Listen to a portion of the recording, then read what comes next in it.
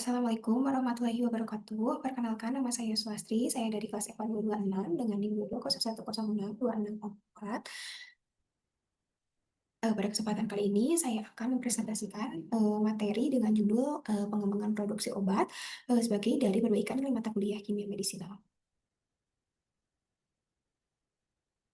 Baik, di sini ada proses dan tahapan dalam penemuan serta pengembangan obat, khususnya yang menggunakan pendekatan in silico drug design, di mana penggunaan komputer untuk merancang dan memprediksi efektivitas obat sebelum dilakukannya uji laboratorium. Eh, di sini juga ada menunjukkan eh, penyusutan jumlah senyawa dari ribuan hingga menjadi satu obat. Ada beberapa stage. Yang pertama, stage basic research, yaitu langkah awal dalam pengembangan. Jadi ribuan dengan jumlah senyawa 20.000 lebih. Ribuan senyawa itu dikumpulkan bisa dari sintetis kimia atau ekstrak tumbuhan hewan serta mikroba atau dari perpustakaan senyawa atau compound properties. Lalu senyawa tersebut diuji secara cepat untuk melihat apakah ada aktivitas biologis terhadap target penyakit tertentu. Dengan tujuan yaitu untuk mencari senyawa yang menunjukkan efektivitas awal yang menjanjikan. Lalu stage 2 yaitu drug discovery dengan senyawa yaitu 5.000 sampai 20.000 senyawa. Senyawa hasil screening pada tahap ini merupakan senyawa hasil hasil screening yang menjanjikan yang masuk ke proses penemuan obat atau drug discovery. Di sini juga dilakukannya penyeleksian senyawa atau hit to late untuk mendapatkan senyawa atau kandidat terbaik yang menjadi obat untuk dan layak masuk ke tahap pengembangan praklinik. Lalu selanjutnya ada praklinik research dengan jumlah senyawa yaitu 250 senyawa. Pada tahapan ini juga menggunakan hewan uji coba untuk melihat apakah ada efek toksisitas seperti toksisitas akut, kronik, genotoksik, dan sebagainya. Lalu yang kedua untuk melihat apakah ada aktivitas farmakokinetik yaitu penyerapan, distribusi, metabolisme atau ekresi. Lalu ada juga untuk melihat aktivitas farmakodinamik dengan cara kerja obat terhadap tubuh. Lalu dilakukan dengan cara standar ketat dengan menggunakan GLP atau Good Laboratory Practice. Tujuannya itu untuk memastikan bahwa senyawa itu aman dan efektif secara biologis untuk bisa diuji ke manusia.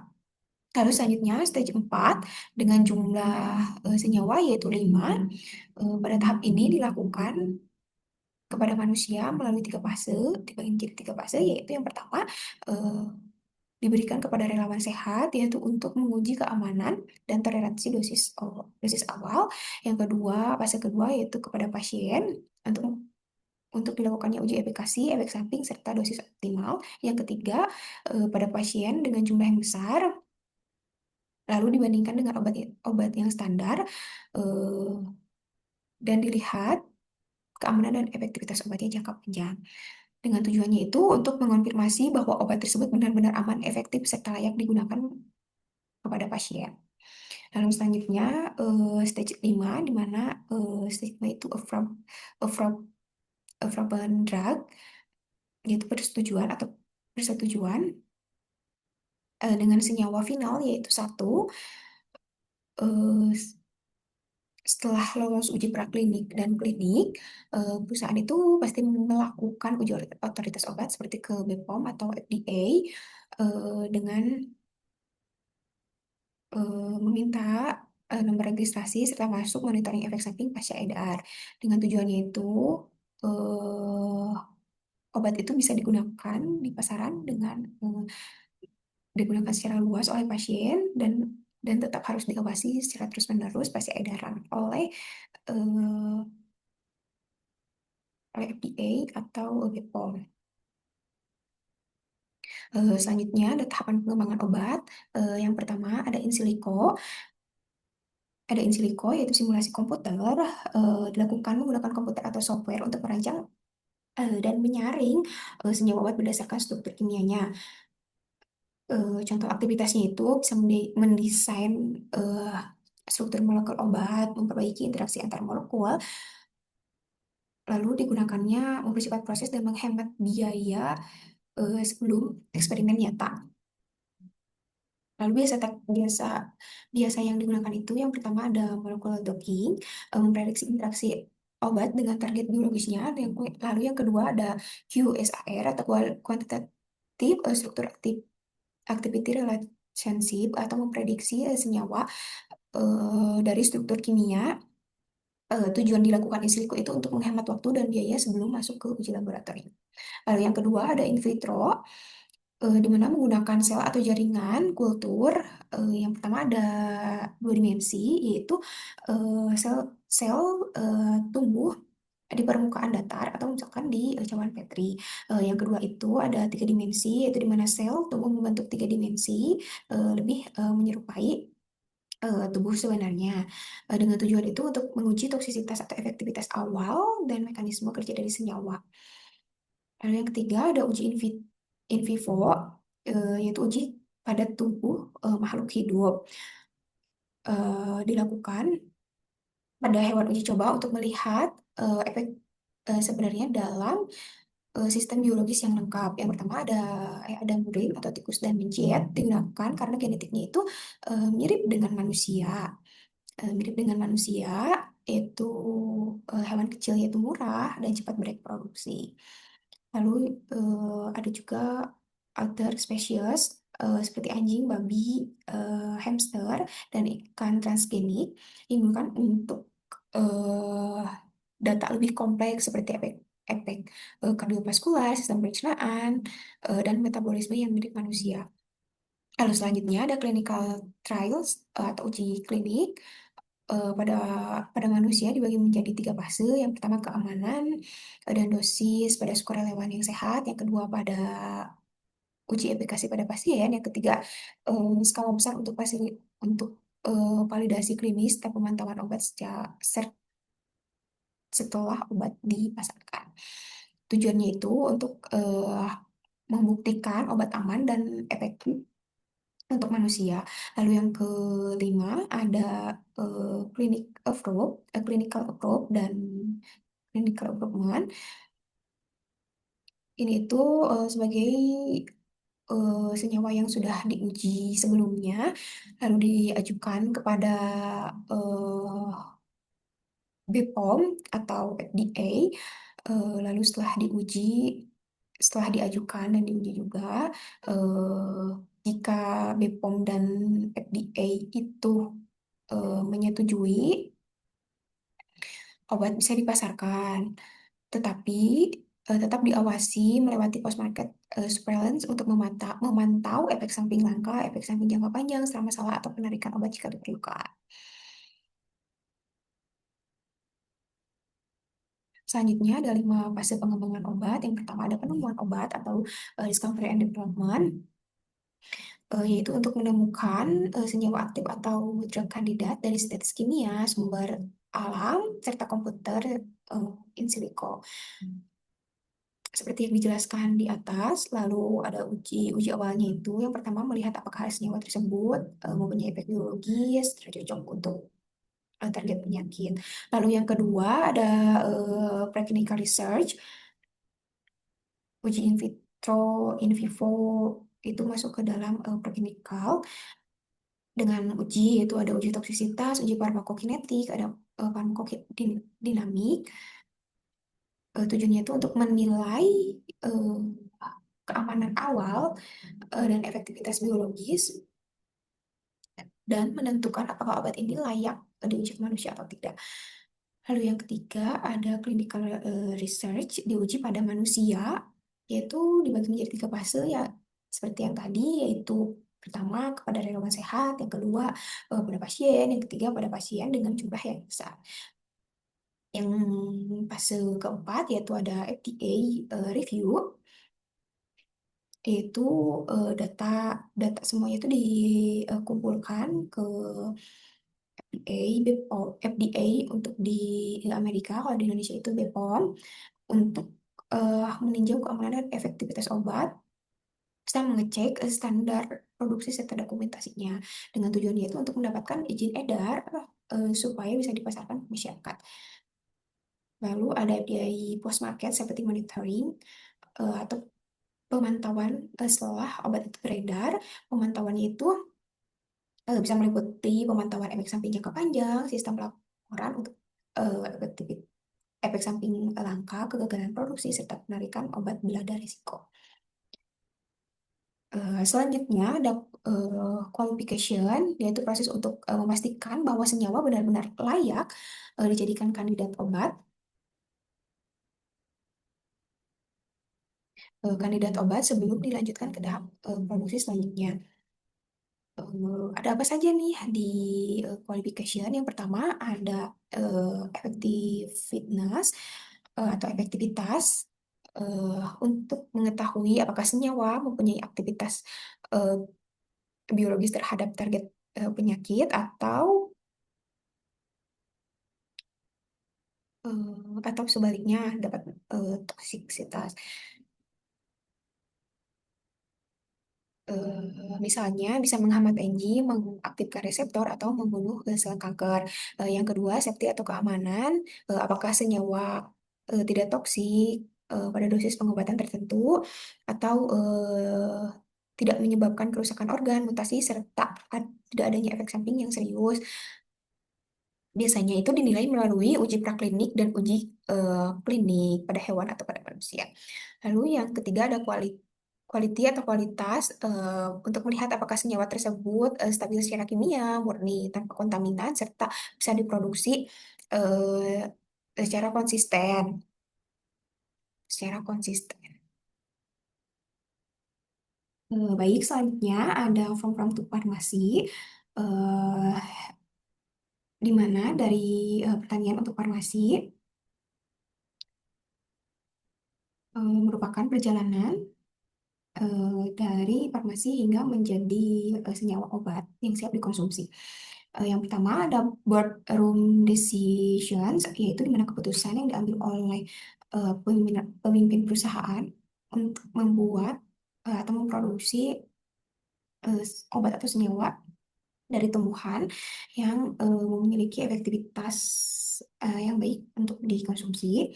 Lalu ada farm yang di bawah, yaitu di situ merupakan proses dimulai tanaman yang memiliki khasiat atau khasiat untuk pengobatan ditanam dan dipanen, contohnya yaitu daun sampiloto, kunyit serta jahe. Di sini juga ada faktor penting dalam pemanenan dan proses, yaitu yang pertama ada kualitas bibit yang digunakan serta lokasi yang digunakan untuk menanam serta memanen serta panen yang tepat waktu. Itu semua ini mempengaruhi kandungan zat aktifnya.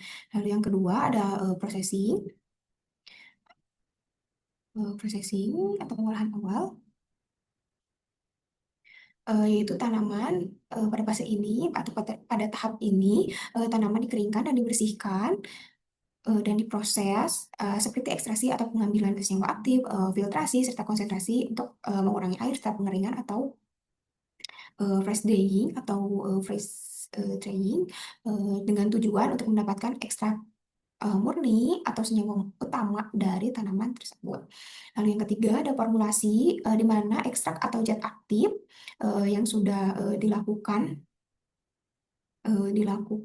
ekstraksi, filtrasi, konsentrasi serta pengeringan, kemudian diformulasikan untuk menjadi produk sediaan obat seperti tablet, kapsul, sirup dan lain-lain dengan dicampurkannya dengan bahan tambahan atau excipients dengan tujuannya itu untuk memudahkan proses mengkonsumsi, peningkatan penyerapan, serta menstabilkan zat aktifnya.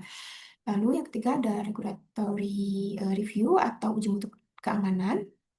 Itu sebelum dipasarkan itu produk itu harus lulus uji stabilitas, apakah si produk tersebut itu tahan disimpan berapa lama dan lain-lain. Lalu uji kontaminasi, apakah senyawa tersebut itu bebas jamur, bakteri, serta logam berat. Lalu ada uji kadar zat aktif, yaitu harus sesuai standar dan ada uji keamanan serta uji toksisitas. Lalu ada global distribusi. yaitu di mana setelah lulus semua uji dan mendapatkan izin edar dari BPOM, obat dapat diproduksi massal di industri farmasi, dikemas secara standar tinggi dan didistribusikan kepada apotek klinik atau rumah sakit. Tahap tersebut itu biasanya memakan waktu 1 sampai 2 tahun, minimal 1 sampai 2 tahun namanya. Selanjutnya ada perbedaan proses pembuatan obat sintetik atau dari bahan kimia serta obat biologis dari makhluk hidup misalnya sel atau mikroba. Keduanya sama-sama membutuhkan bahan baku atau raw material, tetapi bahan yang dipakai dan prosesnya itu yang beda. Yang pertama ada obat sintetik atau dari bahan kimia. Langkah-langkahnya itu yang pertama itu chemical synthesis, yaitu pembuatan pembuatan bahan aktif, yaitu campuran bahan kimia reagen staf larut yang nantinya itu akan menjadi zat aktif obat, lalu dipurification atau dilakukan pemurnian, dibersihkan dari sisa-sisa reaksi kimia atau kotoran kimianya, lalu ada storage, yaitu penyimpanan zat aktif disimpan pada tempat khusus yang sebelum diformulasikan. Lalu ada formulasi atau pencampuran di mana campuran di mana zat aktif dan zat tambahan atau bahan tambahan seperti excipients dicampur dan nantinya dicetak dan menjadi tablet atau kapsul dan lain-lain. Lalu ada packaging atau pengemasan. Biasanya obat tersebut dikemas di dalam botol, lalu diberikan labels, lalu siap dijual. Yang kedua itu ada langkah biologik atau sel. Yang pertama yaitu sel kultur atau kultur sel di mana ditumbuhkannya sel, misalnya sel manusia atau sel hewan di laboratorium itu menggunakan cairan khusus eh, di cawan Petri untuk menghasilkan protein obat. Lalu ada purification atau pemurnian di mana pemisahan protein dari sisa sel atau kotoran pakai filter atau resin khusus. Lalu yang ketiga ada di storage di mana simpan protein. Hasil produksi itu biasanya disimpan di wadah steril. Lalu ada pemolasan atau pencampuran di mana dicampur dengan cairan pendukung agar siap diinjeksikan atau dikemas. Lalu ada peeling atau penyisian, biasanya dimasukkan ke dalam sirin, vial atau ampul yang steril. Lalu ada packaging sama seperti yang sintetis kimia, yaitu dikasih label, dimasukkan ke dalam box atau karton, lalu siap didistribusikan. Selanjutnya ada scale up atau eh, dari skala laboratorium jadi skala industri. Yang pertama itu, yang paling kiri itu merupakan skala laboratorium di mana produksi itu sangat minim dari miligram ke gram hanya untuk sintetis senyawa baru, uji efektivitas biologis, stabilitas awal. Lalu dilakukannya itu biasanya dilakukan di lab sederhana dan alatnya pun sederhana. Yang kedua itu skala pilot eh, atau skala pencontohan di mana ukurannya itu meningkat dari gram ke kilogram, eh, dilakukan untuk uji coba proses produksi sebelum industri. Fokusnya itu untuk validasi awal, lalu mencoba alat skala menengah. Lalu selanjutnya ada skala industri yang paling kanan, yang paling besar, yaitu produksi massal bisa dari kilogram hingga ton menggunakan mesin otomatis standar GMP atau good manufacturing practice. Fokusnya itu untuk efisiensi, kualitas stabil, serta aman, dan siap diedarkan. Nah, lalu di sini ada yang pertama ada proses development, yaitu tahap awal di laboratorium, tempat semua proses pengembangan obat dimulai. Di sini tuh eh, di sini juga dilakukan sintetis senyawa baru, uji coba, lalu pengujian aktivitas biologis, misalnya membunuh bakteri, misalnya bisa membunuh bakteri atau menurunkan kadar gula darah. Lalu ada di sini juga dilakukan pemurnian untuk memastikan senyawa dari kotoran. Lalu di sini juga dilakukan analisis laboratorium atau uji struktur stabilitas stak larutan. Tujuannya itu untuk mengetahui apakah senyawa itu layak dilanjutkan ke tahap berikutnya atau tidak, dilakukan dalam kondisi terkendali di lab kecil. Lalu selanjutnya ada scale up, tahap peralihan dari skala laboratorium jadi skala produksi yang lebih besar atau pilot scale. Lalu di sini juga proses dimulai dibesarkan tetapi belum masuk ke industri massal. Di sini juga dilakukan pembesaran volume dari gram ke kilogram, penyesuaian proses produksi dari eh, alat laboratorium ke semi industri. Lalu di sini juga dilakukan validasi proses, yaitu apakah hasilnya tetap stabil dan konsisten pada pembuatan tahap besar. Lalu juga dilakukan uji efisiensi dan keamanan dari proses produksi dengan tujuan untuk membuktikan bahwa proses dari laboratorium bisa diadaptasikan ke skala besar tanpa kehilangan kualitas. Lalu yang ketiga itu ada custom manufacturing, di mana tahap ini memproduksi tahap massal, obat sudah siap diedarkan dan digunakan ke masyarakat. Di sini juga dilakukan produksi pembesaran dari kilogram hingga ton. eh, Dilakukan juga eh, good manufacturing praktis atau GMP. Prosedur di sini juga sangat ketat dan semuanya harus steril, bersih, dan terdokumentasi. Di sini juga dilakukan quality control dan quality assurance. Jadi setiap batch itu diuji ulang, semua prosesnya dicatat agar tidak terjadi kesalahan. Lalu ada packing dan distribution juga di sini, yaitu pengamanan sesuai standar label kode kemasan setelah didistribusikan ke rumah sakit dan lain-lain. Eh, Adapun panah yang berbalik lagi ke belakang, yaitu eh, menggambarkan produksi itu tidak selamanya lurus, ada juga kesalahan-kesalahannya. Misalkan ada masalah di industri, balik lagi ke tahap scale up untuk perbaikan, atau masalah formulasi, balik lagi ke skala lab untuk reformulasi.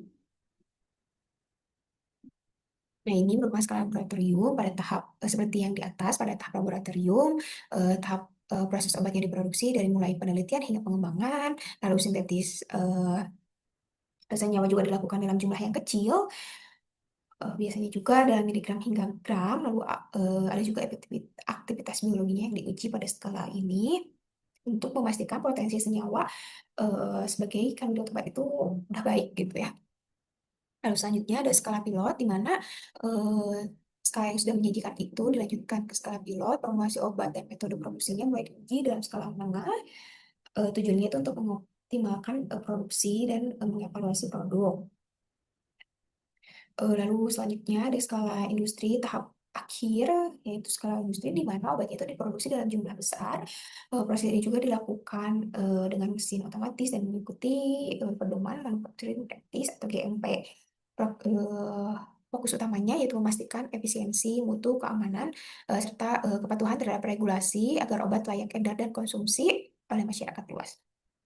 Ini merupakan ada klasifikasinya, yaitu dari obat itu ada physical stage, yaitu di mana bentuk fisik dari obat misalnya ada padat seperti tablet, kapsul, dan serbuk, lalu ada cair seperti larutan dan sirup serta gas yaitu inhaler atau aerosol. Yang kedua ada route of administration, yaitu jalur pemberian, yaitu jalur pemberian obat misalnya ada oral atau lewat mulut, ada parenteral lewat suntikan yaitu intravena, intramuskular, serta intrasubkutan. Lalu ada tropika yaitu dioleskan ke dalam, dioleskan ke kulit seperti klip atau salep. Lalu juga ada rektal atau vaginal, dimasukkan lewat dubur atau vaginal. Lalu ada inhalasi, dihirup lewat hidung dan mulut atau inhaler. Lalu ada juga set of application atau lokasi penggunaan, di mana di bagian mana obat itu akan bekerja seperti lokal, langsung ke tempat sakit, contohnya salep untuk luka, dan ada sistem juga masuk dulu ke dalam peredaran darah dan bekerja ke seluruh tubuh. Contohnya seperti tablet antibiotik. Lalu ada use atau penggunaan. Tujuan dari obat tersebut itu ada penggunaan terapeutik seperti eh, penyembuhan penyakit atau penyembuhan penyakit. Yang kedua ada pencegahan atau preventif seperti vaksin. Yang ketiga ada diagnosis, misalkan adanya zat kontras untuk MRI. Lalu yang ketiga itu, yang keempat itu ada kosmetik seperti krim pencerah kulit. Lalu di sini juga ada untuk administration seperti oral itu ada serbuk, tablet, kapsul, suspension atau solution, emulsi, elixir, pil. Lalu juga ada parenteral atau yang disuntikan. Jadi obat itu diberikan lewat suntikan yang langsung masuk ke dalam tubuh. Contohnya itu seperti solution, suspension, serta emulsi. Lalu yang ketiga itu ada sublingual, yaitu eh, di bawah lidah, yaitu seperti tablet serta tablet hisap. Lalu ada intrarespiratory atau melalui pernapasan, obat jadi masuk ke dalam hidung atau mulut dan langsung masuk ke dalam paru-paru. Contohnya itu aerosol. Lalu yang kelima itu ada uretra atau lewat saluran kencing. Itu supositoria. Lalu eh, ada transdermal, yaitu lewat kulit. Itu obat itu ditempelkan di kulit, nanti itu diserap secara perlahan oleh kulit, ya, seperti ointment atau salep, ada serbuk, krim, lotion, pasta, serta plester. Lalu ada penginal atau lewat penginal, seperti suppositoria, tablet, ointment, serta krim, dan lantak bersih. Lalu ada rektal melalui anus untuk pasien yang tidak bisa minum obat seperti orangnya itu muntah kejang serta anak kecil. Contoh obatnya itu seperti suppositoria, emas atau ointment. Lalu ada intranasal melalui hidung, yaitu semprotkan ke hidung nanti diserap cepat. Contoh obatnya itu solution spray inhalation. Biasanya itu untuk pilek, alergi atau hormon tertentu.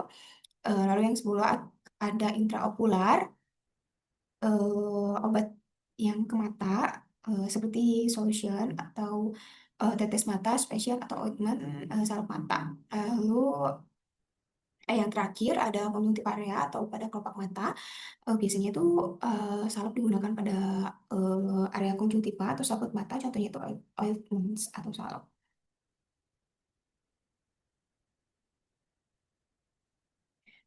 Ini tuh obat itu ada tablet, kapsul, powders, oral solution, serta eh, injeksi.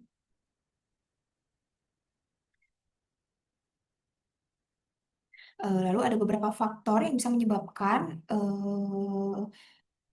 fitomedicine ini itu tidak stabil. Yang pertama ada physical instability atau decomposition, yaitu obatnya itu bisa berubah warna, mengendap, pecah, terusak secara fisik. Lalu yang kedua ada environmental factor yang dimana suhu, cahaya, kelembaban itu bisa mempercepat kerusakan. Misalkan jamu itu rusak jika disimpan di eh, tempat panas atau lembab. Lalu ada drug interaction, di mana obat ini bisa terjadi interaksi dengan obat lainnya jika dikonsumsinya secara bersamaan. Lalu ada chemical instability, yaitu di mana zat itu bisa terurai atau bereaksi sehingga si khasiatnya itu hilang. Lalu yang kelima ada infestation bile insect, di mana bahan kering seperti simplisia bisa dimasuki serangga, jadi kotor dan tidak aman. Lalu ada dekomposisi by mold atau fungi, yaitu jamur juga bisa tumbuh pada bahan yang basah atau lembab, serta bisa merusak obat dan membahayakan. Lalu ada variability in composition, yaitu kandungan zat aktif juga bisa berbeda tergantung tanaman, musim, cara pemanenan. Lalu ada chemical interaction container, yaitu obat bisa berinteraksi juga dengan wadah, yaitu misalkan larutan herbal dalam botol plastik. Lalu di sini ada tiga metode pengujian obat.